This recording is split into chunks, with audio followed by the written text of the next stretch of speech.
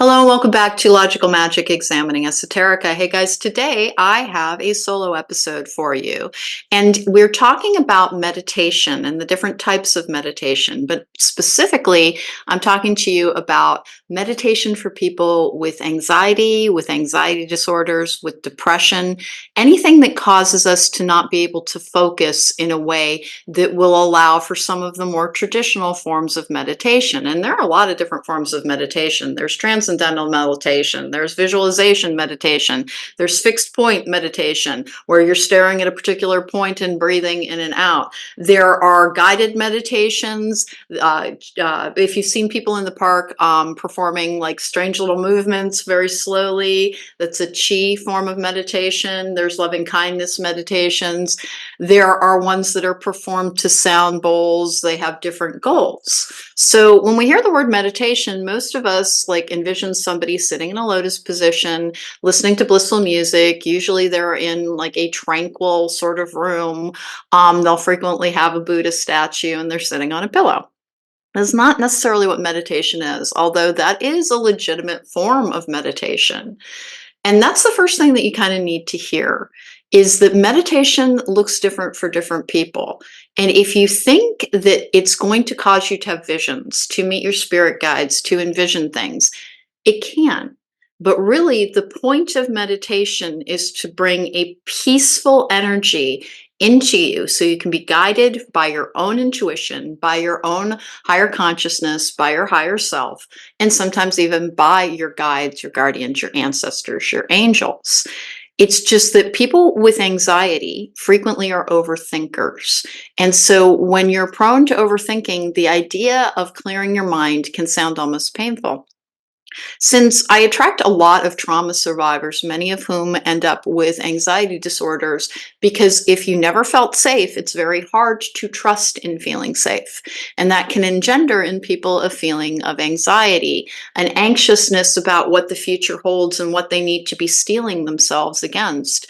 Anybody who is in a situation, and this can be a professional or a personal or a familial situation, in which you were kind of walking on eggshells, always having to anticipate the next pitfall or the next danger, it can leave you with residual anxiety. And we can kind of become convinced that the anxiety itself is a form of problem solving, and it's not.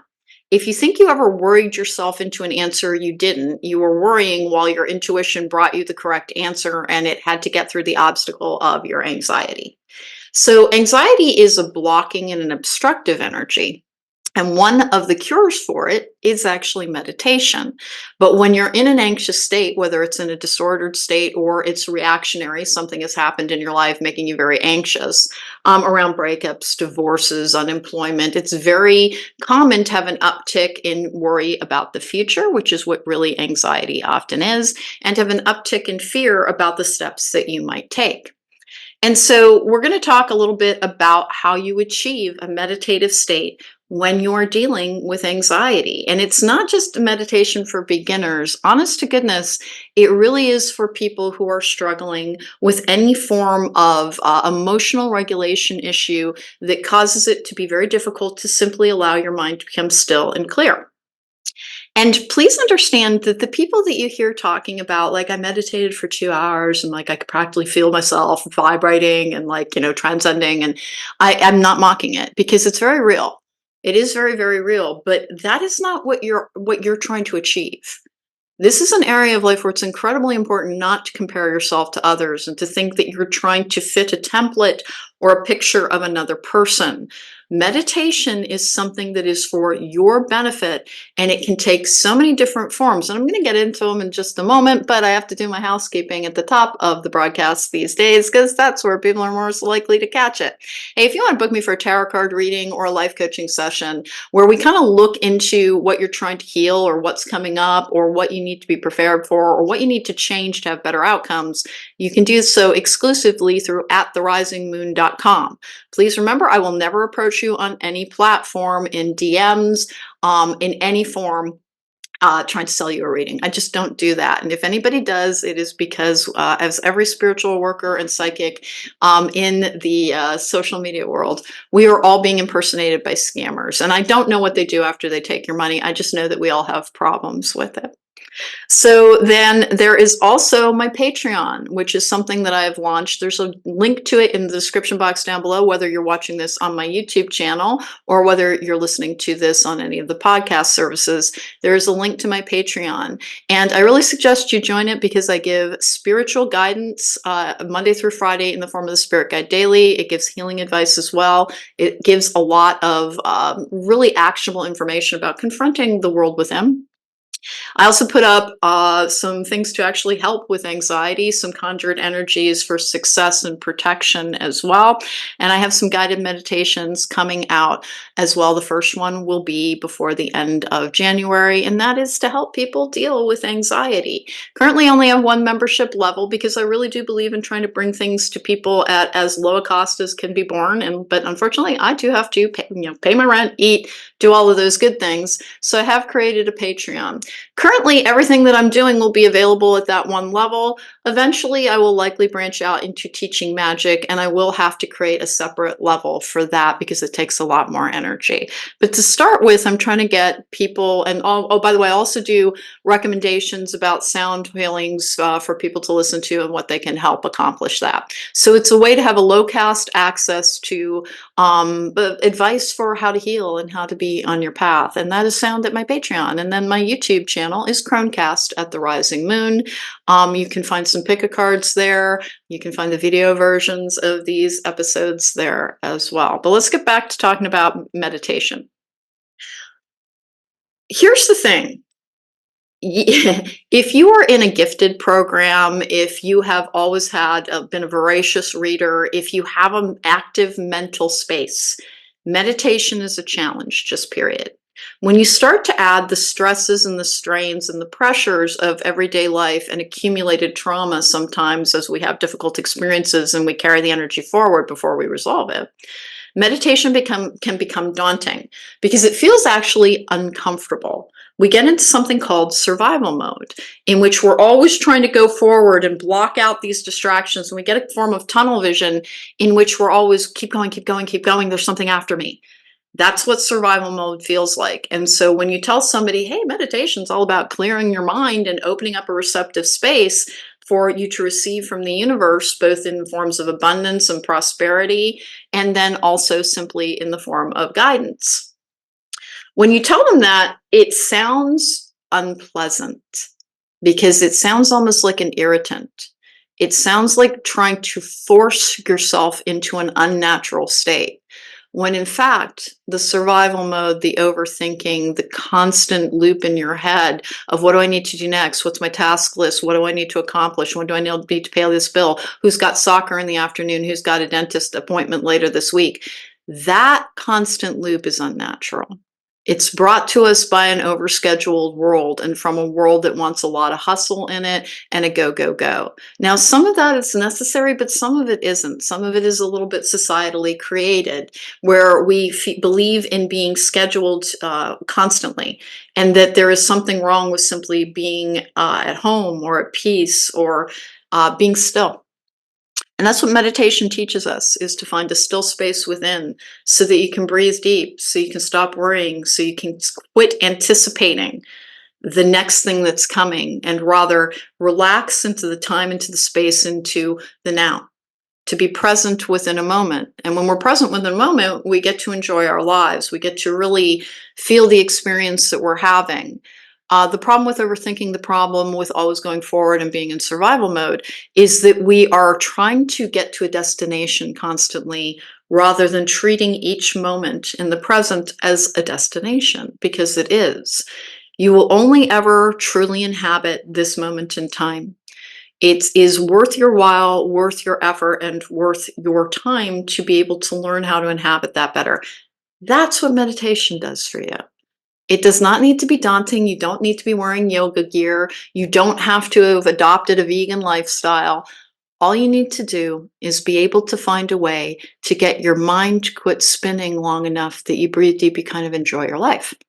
But how do you do that when you've been in sometimes a lifelong survival quest? It starts with addressing the physical needs that come along with wellness. And this has nothing to do with body shaming or anything, or like dietary shaming or shame at all. Shame is useless. Nobody really learns through it. Abandon it in the way that you approach yourself and simply say, where I am right now, I can improve everything in my life if I will but try. All you have to do is try. All you have to do is give yourself permission to it's okay if I'm not great at it to begin with. Everybody's a beginner to start. A lot of abuse victims, a lot of people with anxiety as well, suffer from a need for perfectionism. They don't like to do anything unless they can do it really, really well. Here's the thing, everything involves a learning curve, including meditation. So you have to give yourself permission to start with, I don't need to be good at this right away. I'm learning something. And if I keep at it, I will master it. It's like learning to ride a bike. It's like learning to drive. It's like learning any other skill that will get you from one place to another. There's a learning process, and we don't come with that knowledge all the time, and sometimes there are obstacles created by the pressures of everyday life that need to be overcome. So the very first thing to do is say it doesn't need to look like it does in magazines. I just need to find a way for my brain to be still long enough for it to be clear so I can see things more clearly, so that there isn't a chaotic energy around your mental clarity. And that does start with prioritizing wellness in the ways that you can. And that does not mean eliminate all sugar, never have a drink. For some people, I don't personally drink. I didn't always, but I stopped drinking entirely 5 years ago, and have really been like, yeah, it suits me. It suits me. But it's not the end goal for everybody. You're not out to purify yourself in order to achieve the best mental space. You're out to find a way to truly inhabit enjoyment, relaxation, peace, and guidance within your life. And sometimes that's going to mean, like, hey, I'd like a glass of wine with my girlfriends on the weekend when we go to a painting class or whatever it might be. You do not need to, don't introduce perfectionism into spirituality. It won't, it's a losing game. It's a no-win sum. It's a, like, I'm mixing my metaphors, but you get my point. Perfectionism is the enemy because it tells us we're not good enough unless we're doing something without flaw. And as human beings, we will always have flaws. Give yourself permission to suck at something when you first start doing it, because you know what? Then you can go back and chart your progress. And all you need to do is start with as much wellness as you can invite into your life, which includes plenty of fluids. By the way, whenever I give any sort of advice, I'm not a medical doctor. I never pretend to be. Please check with a medical professional to make sure that anything that I advise you to do is actually advisable for you to do, because we all have an individual body. But as with everything else, some movement helps because it breaks the energy that you're in. It will help your brain produce chemicals that help you feel calmer, feel happier, feel more centered, feel more balanced. It will also help you kind of release an energy. Nothing helps more than breaking a sweat. But this isn't about what size jeans you do or do not wear. This is not about societal body standards. This is about feeling good within your existence. And that comes from doing things like making sure you're drinking plenty of water, making sure that you eat balanced meals, and, to eat something balanced before you have a big sugary treat, because that'll help you as well. But don't skip the sugary treat. Life's short. Have fun. Please stop thinking that you're trying to achieve something, some form of merit, to become a better form by stripping away all of the things about yourself that might be related to any forms of indulgence. Indulgence has its place. We are not meant to live these austere lives. That can be a part of a spiritual journey, and there is a big stage where you're asked to live with less and less and to weather discomfort. And that's actually one of the forms and one of the points of particular forms of meditation, in which you sit with very, very uncomfortable emotions and learn not to react to them, and you process them that way. But there are other forms of processing that require less. I'm not a passive person, and I don't advise people to sit in a passive energy. I really do encourage change. I'm an agent of change in the type of magic that I do as well. I really do believe that we are here to try and make this world a better place through our efforts and sometimes through our influence. And if you have more power than other people, it's because you're supposed to be doing something good with it. And not many people take that stand any longer, but more and more will as time goes on, as the need increases. Getting back to the idea of meditation. So we start with the idea that don't attempt meditation until you have had space to get about 15 minutes worth of exercise at a minimum beforehand, which can be a nice walk. This is if you're struggling with intrusive thoughts, with overthinking, with anxiety. And these things also go hand in hand with grief and depression. So if you're processing something bigger, if you're dealing with something bigger, this is a template for how you can begin to meditate. About 15 minutes of exercise. Remember, vacuuming and mopping floors also counts as a form of cardio. And it is one of the ways that improving your environment can also help with anxiety. For other people, like I go out and hike at this point. Like I started out walking and then I started out, running up and down stairs. And then I was like, well, I live all by all these mountains. I should probably start climbing up and down them. And so that's what I started doing on a regular basis. So I get in kind of a lot of exercise, and as a result, can achieve a longer and longer meditative space to receive information about what I'm supposed to do, to guide me on my own path, to connect me to my own guides. And that's one of the points.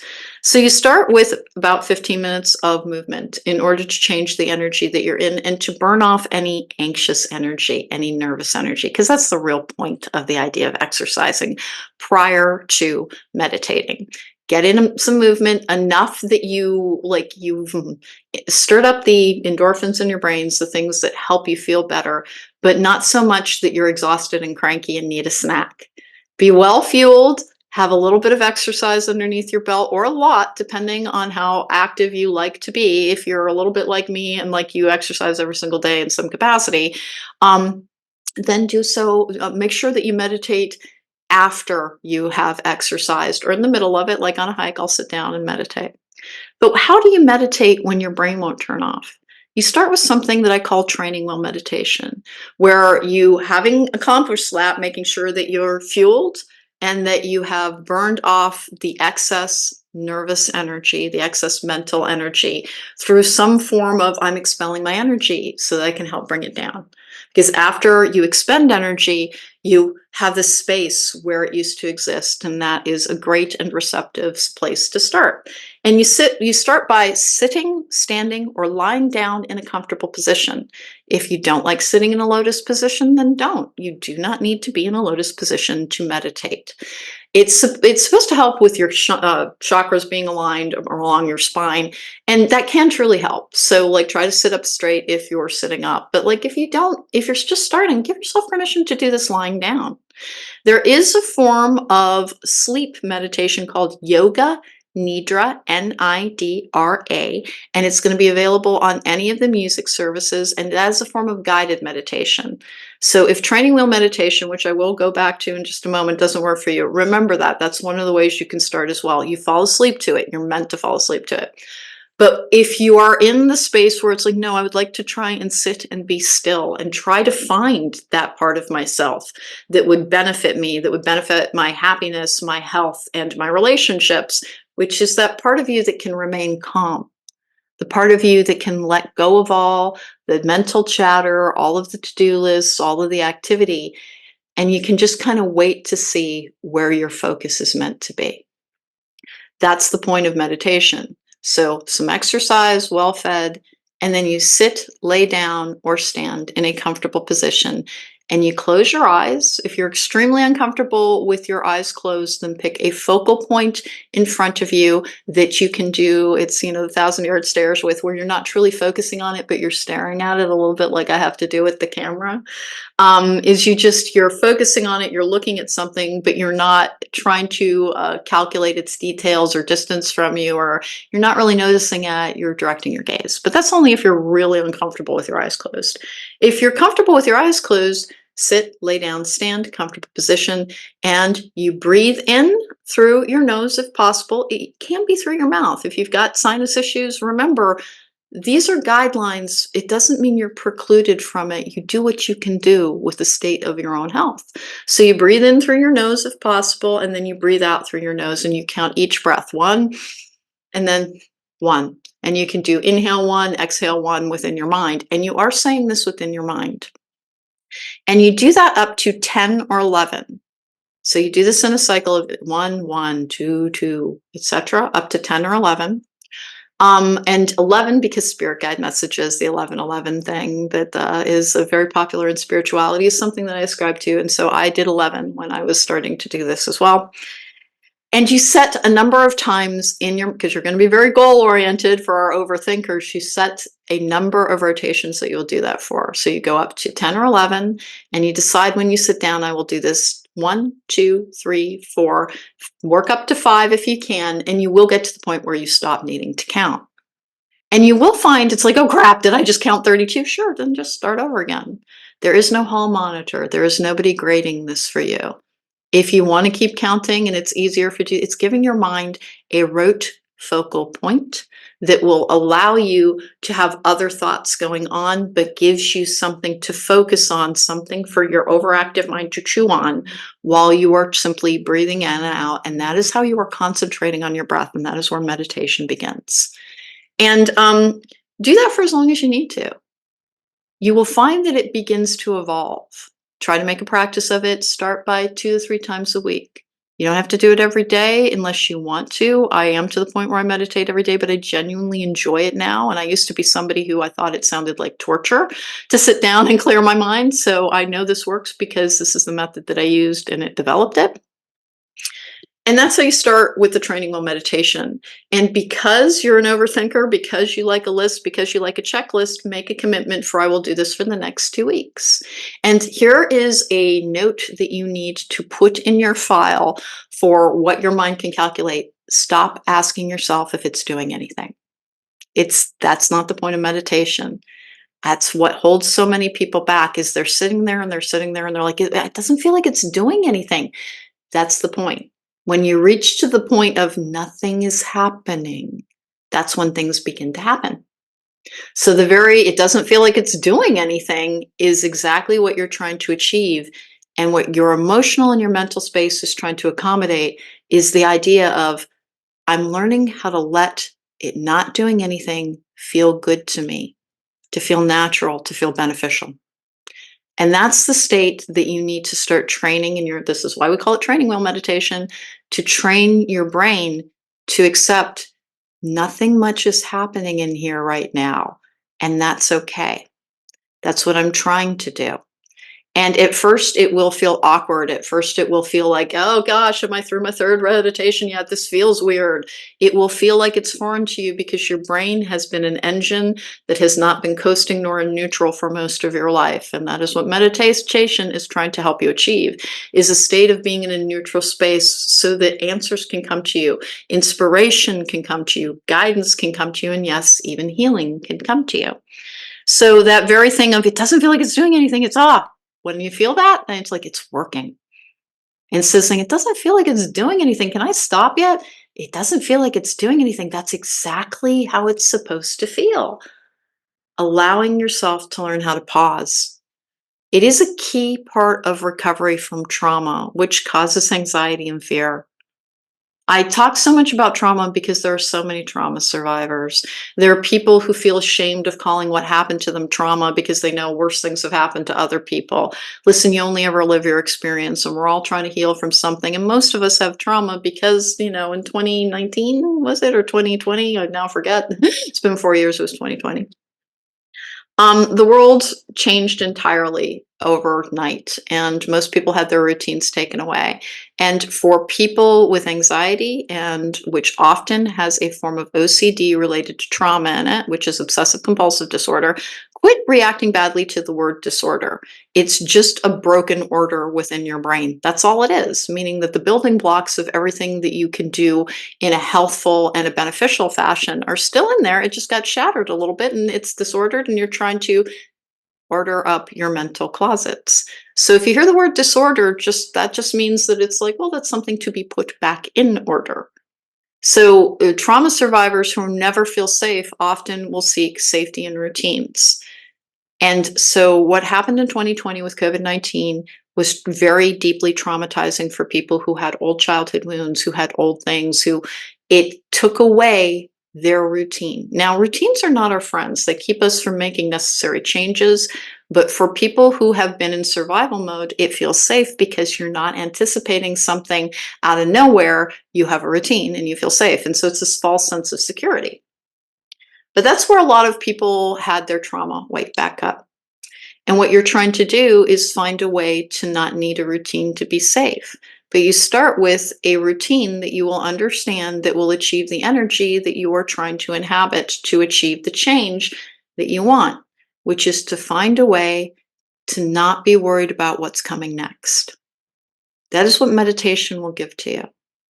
It can it give you visions? Can it give you guidance? Can it give you Pleiadians talking? Of course it can. There are many people and that's how they connect. But what it's really giving you is the space to relax, to feel good in your life, to not be seeking routine for safety, but to be happy in your life, in your existence, in the moment to moment. It is not about an achievement energy, it is about an inhabiting energy. And it will allow you to inhabit peace and patience. Neither are boring, they are blissful and delightful. When you are simply living within a moment to enjoy the moment, when you're doing something like I did this morning, which is I went for a hike and I was literally the only person in that canyon. I saw a coyote a couple of times and that was about it. I actually stopped and filmed some magic stuff that I will be putting up on the aforementioned Patreon. But it was so peaceful and healing and still and calming. And that's what it does for you, is it brings stop thinking about patience and impatience and start thinking about what would it feel like to be calm? Just to be calm, to be confident that whatever the next moment brings, I don't need to be looking out for it with my binoculars, what could go wrong. I can be calm enough to go, when I need to, I will know what I need to know because I am in touch with my own form of guidance and I'm in touch with my own confidence and my own power because I'm calm enough that I can hear my inner voice guiding me. And that's what meditation does for you.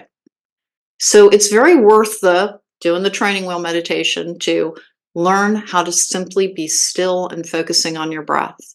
And when you're ready, you just sit and you focus on your breath and you don't worry about how many rotations you're doing, how many iterations of that up through 1 to 10 or 11. Instead, you're like, no, I am just breathing and feeling how it feels to breathe. And there is another thing that I start teaching people about how to wake up their chakras when they're meditating, and I'll just cover it really quickly here. Is you stand or sit or lie down in a comfortable position, and you imagine divine light coming down and hitting your crown chakra, and that is a violet color. And you can call out to Uriel, which is the divine fire guardian angel. Your third eye, which is in the center of your forehead, is indigo blue, and that is Metatron. Metatron is a very important archangel for intuition and psychic powers and protection as well. There's a legion of angels that surround Metatron that help protect those who are faithful.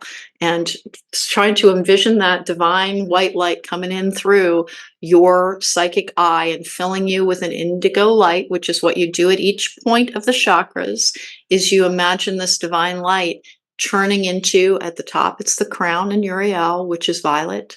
Your third eye, Metatron, indigo blue. Your throat chakra in the center of your neck is sky blue. That is the Archangel Gabriel. That is what I'm a conduit for. That is the spirit of advanced communication or the element of air, which is what I really channel. I channel the element of air, which is why I talk so much when I'm channeling. And your heart chakra in the center of your chest is green or pink, depending on which one you resonate with. I kind of like pink a lot. That's the Archangel Raphael. And then your solar plexus chakra is about your personal power. That is the Archangel Shemuel. Your sacral chakra, which is about your passion, your drive, your sexuality, your creativity, your drive through life. That is the Archangel Ariel, and it is orange. And then at the very base of your spine is your root chakra, and that is the element of earth. It is about your security, your abundance, your ability to be calm and anchored within a moment. That is the Archangel Michael. So you don't have to call to the archangels as you, in your mind, as you envision the light coming down through it and then suffusing your body with this particular light. But if you want to start going towards celestial and angelic magic, that is one of the ways that you would begin aligning so that you can. And once you reach that point, then you just see your whole body filled with white light surrounding you, and it goes above your head, it goes below your feet, it's behind your back. You're in a great big white egg in your head, in your mind's eye. It's white light. And then imagine purple fire all over that, protecting you. And that is the violet flame of the Archangel Uriel, which is divine protection. And so that's shielding and grounding with meditation. But it also gives you one way to achieve a meditative space, because in the beginning stages, you will need a task to perform. So it can be the training wheel meditation, it can be awakening your chakras and calling to corners for, which is what I just described, for protection. Give your mind something to do, to think about as you sit down. And do this until you really are finding that you sit down and you just kind of breathe in, breathe out, and you're doing this without too much mental structure around it. Like when you sit down, you won't have to plan to sit down and align with the chakras or calling the archangels or simply kind of tracking your breath in and out or simply feeling your breath. You will sit down and be able to do this when you get to that point, when you get to the point of like, this feels more natural than I thought it would be. And hey, this is the other thing you need to know. Please don't be doing shooting for things like 2 hours at a pop or something.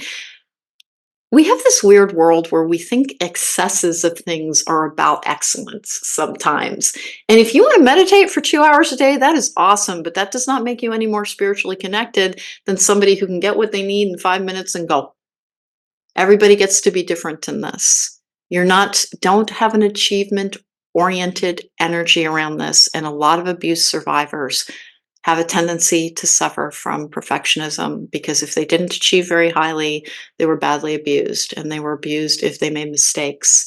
And so they're afraid to try sometimes. Give yourself permission to not make it about, am I good at this? But rather, will this make me feel better?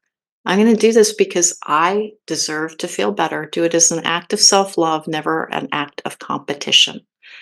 And you will begin to feel a benefit. And stop looking for overt things. Don't look for the voices in your head or the seeing of the leopards or any of the other things that you might see. It will eventually come to you when it's meant to.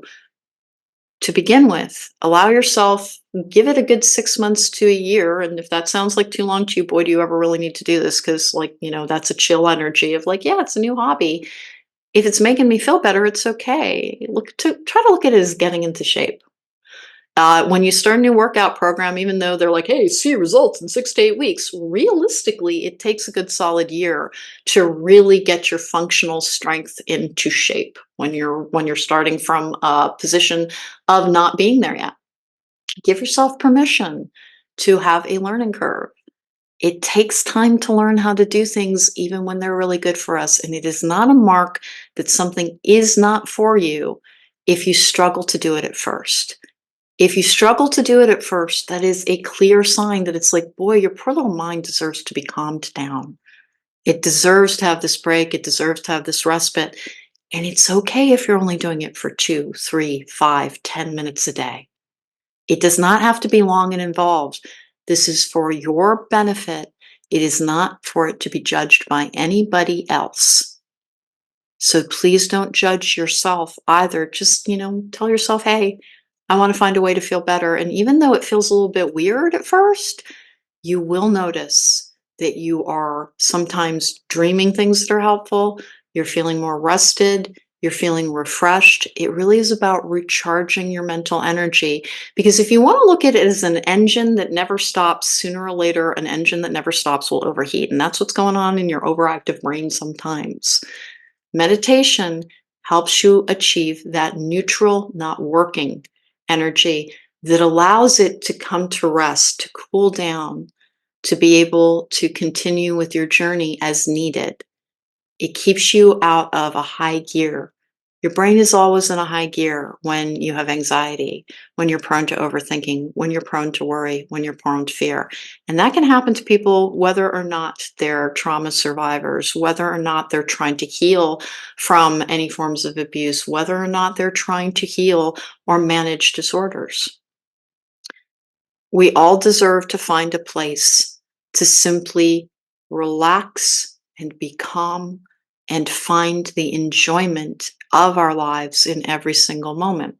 And that's what meditation does for you. And can it also make you more psychic? Can it also connect you to your guides? Can it also bring you visions? Yes, it can. But don't approach it thinking that's what I'm trying to do. Approach it saying, this is supposed to be something that will make me feel better. And too many people don't have it explained to them what it's trying to do and why it will feel so weird and so awkward and so difficult at first. Give yourself permission to say, I can do anything for 5 minutes a day. I can do anything for 5 minutes a day. I'm going to commit to doing 5 minutes a day of this for 2 weeks, and I'll see how it's making me feel. Now, I like to do things like sit in trees and sit on rocks, and I really like to be able to go and very closely interact with nature. But please remember, I practice a form of magic that is at its core about conjuring the elements. I need to be very deeply connected to them. Trees are very important to me because weirdly, trees are actually made of air. So they actually connect air to earth and utilize all of the elements as well. So they're actually a very important form of a conduit energy for me as well. So they're almost like my battery charger. But they don't need to be for you. But please try to approach the idea of meditation isn't to inhabit the persona of a spiritual person, because that's what it gets turned into this kind of, we have a world that creates things for the aesthetic too often, like people running around in yoga pants, hey, they're super comfortable. But it's also, we convey who we are with the choices that we make in our aesthetic. And so for some people, the idea of being, blissful with a tranquilly painted room and they have a meditation room, it's partially an aesthetic as much as it is about finding their world within. And I want you to try and discard that as something that is trying to influence you to be part of a group. Meditation is genuinely about finding who you are meant to be in this world. It's about finding you and your authentic self. So start out by committing to 5 minutes a day for 2 weeks. And again, try the training wheel meditation where you count the breaths in and out. I suggest starting out with 3 sets of 10. It should take you about 5 or 6 minutes to complete that. And what do you do when you're done? You get up, you walk away, and you go about your day. You will find that it becomes easier. At first, you might be like, is this almost done? Now I'm counting the number of sets that I've done. That is, again, such a clear sign that what's going on is your brain is spinning out of control, constantly needing so much activity that it never gets to calm down. It is, we have overstimulated brains. Our world does it, scrolling through things like, Twitter or X, whatever, those TikTok, Instagram, the constant need for new information keeps our brains going. Bzz. Everything that we do exacerbates these anxious tendencies, these overthinking and tendencies. And if you can find a way to not overthink, you begin to be very connected to your own abilities, to your own guidance, and you'll simply feel better. That is the real goal of meditation. It will make you feel better. Will it feel weird at first? Yeah, but so does working out. You end up really sore at first, and you're like, why would anybody do this? And then if you push back the 2 weeks that it always takes to get past that first, dear God, what have I done to myself feeling? Then you start to feel stronger. Then you start to feel healthier. Then you start to be like, you know what? It makes me feel better. It makes me sleep better. It makes me enjoy my food more. Um, Remember, this is all of what meditation can do for you as well. If you will just let yourself get past the awkward stage by engaging in a form of, my brain can't slow down yet. That's a foreign land to me. I don't have a passport to there yet. So you use the counting in the sets of, again, I suggest 3. But if you can only do 1 to start, that's okay. Nobody is there to grade your performance. This is not about what anybody else thinks. This is about trying to feel better. And whoever you are, no matter what you're suffering from, please hear me, you deserve to feel better. Invest this time in yourself. And the worst thing that could ever happen is that it wouldn't work. That's the only thing that can go wrong. There are no actual dangers with meditating. There is a proviso with that. It is when you start seeing things and hearing things, and it's like, be careful. You need to be in a very protected space. Like, you don't need to worry about that right now. You're trying to find your calm, cool center so you can enjoy your life and not worry about what bill you have to pay next or what appointment you have to get to. So that you're in your present moment, so that you're standing in your power, so that you are able to achieve what you need to achieve rather than what you feel like you must achieve. And there is such a key difference there. What you need to achieve and what you feel you must achieve are sometimes two entirely separate things, because divine timing, everything happens when it's meant to. The only way to tune into the narrative that will keep you on the path that will bring you everything that you need, which is your purposeful path, is to tap into your core center, which comes to you through meditation. And are there other ways to do it if it's like that? Just no, that sounds horrible. Yeah, running can do it. Running can do it, because it's people talk about how long distance running is a mental game. Hiking can do it, running can do it. Anything in which you are exerting your will in a way to, like, because you can't focus on every single moment. That's why running works. That's why hiking works. Is that there is a part of you that is trying to detach from the moment where you're making yourself super uncomfortable and sweating and huffing and puffing and pounding across pavements. So running can work as well. But most people, when they hear it's like, you mean I can either try breathing and counting it, or I can, like, go and run around my neighborhood every day, they're going to want to try breathing first, because running's not for everybody. It's not meant to be. Please stop thinking in achievement oriented ideas and remember that your wellness is about making you feel better, not about impressing anybody else at all. Same thing with your spirituality. Try to commit to this, try to do it. Every client that I see who is suffering from the need to heal to something, when I ask them, well, what do you do to meditate? They all have the same answer. I kind of don't.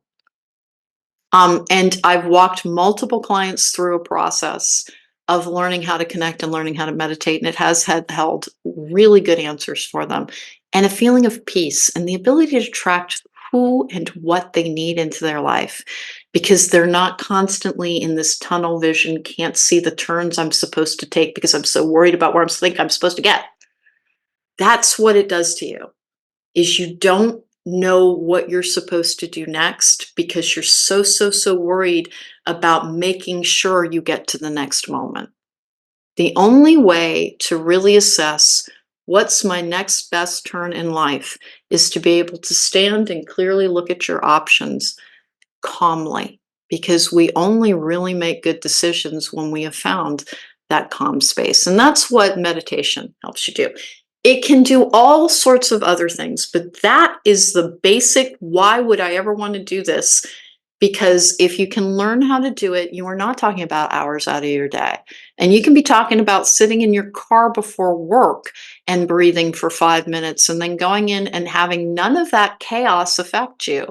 You can learn how to sit and breathe for 5 minutes before facing your relatives or a difficult situation, and you will find that everything comes easier to you because you have learned how to trust your inner voice because you found it. You can't find your inner voice when you're too busy dictating your task list. Okay? So that is the point of learning how to stop that mental chatter, to let it go. And when you start, it sounds like, oh God, it sounds awful. Nothing happening in there. I'd be terrified. That's because you haven't achieved it yet. As you start to, and please remember, it can slow down over time. So, meaning that, like, if you engage in this practice of, oh, I'm going to commit to doing this, even if I feel awkward, even if I feel silly, I'm going to commit to doing this because I'm worth feeling better. It can slow down your mind so that you're having fewer thoughts and you're getting more guidance. It can be like gradually de escalating the pace and the momentum of something as well. But the point in doing it is not to be an evolved being as much as it is to be the best feeling, the best functioning, and the best guided version of you. And that is what meditation does for you. And anxiety, and we talked about it, why it blocks you out, why you're anxious. Dudes, there's a reason you're anxious. Dear Lord, the world. Like we're all anxious for a good reason. Whether or not you have a disorder or not, it's like if you look outside, you're like, oh God, of course we're all going to be a little bit anxious. It's normal to be anxious. It is beneficial to find a practice, a form of releasing that anxiety so that you can enjoy your life regardless of what the world's doing. Because most of the time, you worrying about it won't do anything to that situation. You worrying about things usually won't help at all. You being anxious about what do I need to do next doesn't actually help you get things done. And most of the time, women in particular struggle with the like, but I could forget something. I might not like meet an obligation if I'm not constantly asking that. Possibly, we can keep robust calendars. And then secondly, m- hardly anyone is really a neurosurgeon or like a thoracic surgeon. It is unlikely that you missing something that you were meant to do on a checklist causes anything other than momentary challenge, which is where we learn more about our abilities anyway. So challenges aren't bad. We just, because when we're in that forward facing, always afraid energy that comes with being in the overthinking energy, in the trying to process too much and do too much energy, we build up our consequences. And most of the time, it's just kind of nothing. When it comes to my Patreon, I had to decide not to do YouTube memberships because YouTube was making it really, really difficult. And I might do it at a different time, but like it all came together where it's like, no, I need to do the Patreon first. And, oddly enough, no like military force showed up and clapped me into irons, even though I said at first I would be able to do both. I can't yet. Sometimes the answers that we seek are in learning to let go of our idea of the importance of some of the things that we're overthinking and worrying about. Because there's not a lot that's super duper important in life. There are some things, but for the most part, we're trying to structure ourselves into a feeling of safety. And the exact opposite is what will make you feel safe. It is not having a itinerary that you must meet at every day. It is knowing that like I'll do what I'm meant to this day and I'll be able to do what I'm able to this day. And what I'm supposed to do will come to me at the pace that is meant to come to me. And that actually is the thing that will make you feel safe. You cannot frantically seek safety. Safety lies in confidence, and it lies in serenity, and it lies in the ability to be still within a moment and say, next week doesn't matter because what's going on right now, when I need to do my taxes, when I need to get my teeth cleaned, when I need to, whatever it might be, I will do it when I'm meant to, but I'm not going to overthink it. I'm not going to prolong an experience by devoting mental and emotional energy to something that's not happening right now. And what will happen over the course of time is even when you're facing big daunting things, because they'll still be there sometimes, is that you won't think about them and dread them for days beforehand. Instead, you'll be accessing that calm part of yourself through this practice in which you are simply what that counting of breath, what that feeling of breath does is it makes you really focus on what is going on in this moment in your life. That's what it's doing is it's making you can't you have to focus on the things that actually make your life possible, which is you. It's you. And we cannot structure ourselves to safety in a world where structures are crumbling. They're just crumbling. And that's not to be a doomsayer. I'm not. If you ever read a reading for me, I'm not a spooky reader. I'm just not. I'm always a look on the bright side. Let's find what we can do with this type of reader. But what I am saying is that there are so many things outside of your control, and that anxiety and fear and structuring your task list and being super punishing to yourself, that is all about trying to ward off something with activity. Meditation is all about I will be guided within the moment to do what I must in order to keep myself and those that I love safe because I'm calm. And clearer heads make better decisions. That's really what it is. That's what meditation does for you. It clears your head so that you know what you need to do within the moment. And you know that you can meet whatever challenges are coming to you. And you can let go of things once they've passed as well, because that's an important aspect. If things have gone wrong in the past, it can be hard to let go of them because we take blame and we take faults, quite frankly, for things that, like, usually we weren't the only people contributing to something. But you can let go of something that's no longer with you and inhabit a present energy. And it doesn't mean you'll never think of the past. It doesn't mean that you'll always be, perfectly calm. It's just that you'll learn how to be calmer. And as you learn how to be calmer, you can start to understand that it's like these small calamities that life is always throwing to us, they don't have to be wrecking my life. All I have to do is learn how to process and release that energy. And that is what meditation helps you do. Because the first thing it helps you do is learn how to let go. And letting go is at the root of the ability to clear your energy, is letting go of the things that don't serve you, which is often too much structure as we seek safety. So I hope this was helpful because it's a very basic, like, how does somebody with anxiety start meditating? And notice that, like, I didn't talk to you about things like aromatherapy or what you should be wearing, or, dude, that's you. You do you on that, whatever works for you. If you meditate well by going to an art museum and staring at a piece of art, that is as legitimate a way of finding the calm, serene, quiet stillness within that allows you to hear yourself, your real self, not your fears. Because too many of us, when we're in an overthinking energy, what we're really hearing are our fears. And what we need to do is connect with our spirit and our soul, our higher self, our higher mind. You do not need to assign yourself to any particular belief system to understand that there is validity to what I am saying.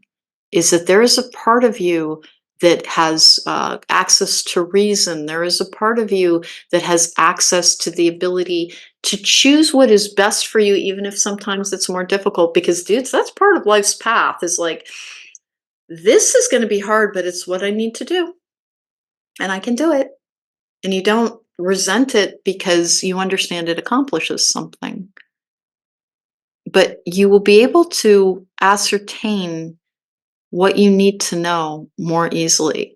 And for those of you who get reading, because I am a reader and I help a lot of people and I really love what I do, it will also allow your answers to be found more easily. Because that's something that doesn't get talked about in tarot communities very often, is, honest to goodness, getting past the attachment to narratives within someone's head is something that, like, you have to have really strong readers to be able to get past that, because most tarot readings are going to tell you some version of either what you hope for or fear, because they can't help it, because you're so focused on it, it's the only energy that the reader can pick up on. When you learn to slow down that brain machine, then that the reader is able to be in contact with your higher self more easily, which is what really influences your readings. It can also be your shadow self, which is why it can get a little bit complicated in there. But the point of meditation is so that you have access to the guidance of of yourself, of your authentic being, who chooses what's best for you, because there's always a part of us that exists outside of the stream of linear time.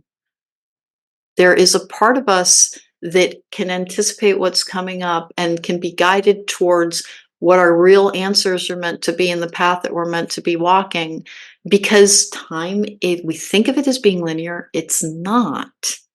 And that's why there is a part of our consciousness that always is outside of the stream or the linear structure of time and sees the bigger picture. Greater perspective and a bigger picture come to you with meditation, which leads to you being guided towards better answers for yourself. And sometimes it'll guide you directly into challenges, but we need them to learn new things and new skills sometimes. So if you are suffering from anxiety, and you have always been put off by the idea of meditation because it feels wildly uncomfortable to try and sit and clear your mind, that was a method for how to start doing it. And I hope a pretty good explanation of what the merit of it is, why you'd wish to do something that initially feels uncomfortable to you, because it won't always. You will desensitize yourself to the weird sensation of not thinking about too much. And the way that you do that is by focusing on your breath in that counting meditation way. And when it stops feeling weird, then it starts having benefits. And the benefits are going to come. Don't try to anticipate them. That's overthinking as well. That's why the is this doing anything is counterproductive. Just let it do what it's meant to do, which is to calm you down and to make you feel better and to help give you the ability to enjoy your life. Because that's when we're talking about patience and peace and power. At the root of it is the ability to simply enjoy being alive. That's what this gives to you. The ability to enjoy the idea of being alive. And that is something we rarely talk about, which is deep trauma survivors, because they're ashamed to talk about it because they think that they're going to be perceived as talking about being suicidal. And it's not the same thing. A lot of trauma survivors find it a foreign concept that people want to be alive because life is such a struggle and so difficult because they're still dealing with their unhealed pain and all of the energy and the emotional damage from that. Because so life feels painful and difficult and challenging and unpredictable because they're connected to life happening to them instead of to their calm, clear voice, the part of them that can guide them, which is what helps us make life happen. And it'll help you get rid of that feeling as well. When you learn to enjoy your life, then being alive starts to be fun. Being alive starts to be fun. And there are people with CPTSD and PTSD to whom that is a foreign concept and a foreign land. And meditation is your passport into it, into learning to like the idea of being alive and to feel good in being alive. And it's very worthwhile. All right, so that was Logical Magic Examining Esoterica. I will be back soon with Jacob. We have a variety of topics coming up for you. I have some guests scheduled as well. And I will have more of these solo episodes. Again, if you need to find me at therisingmoon.com for a tarot card reading or life coaching session. Chromecast at The Rising Moon is my YouTube channel. There are all kinds of pick card readings there, and there's some other stuff as well. The Patreon, if you want to support my efforts here, that's the best way and the easiest and the most direct way to do that. And thank you again for joining me. I hope you found value here. Please invest in yourself. You deserve to feel better. You deserve to want to feel alive. You deserve to not be sad. You deserve to not be angry. And you deserve to not be anxious. And this is one of the building blocks of simply wanting to be here and alive and celebrating how your life feels rather being afraid of it. Okay? Take care. Be well.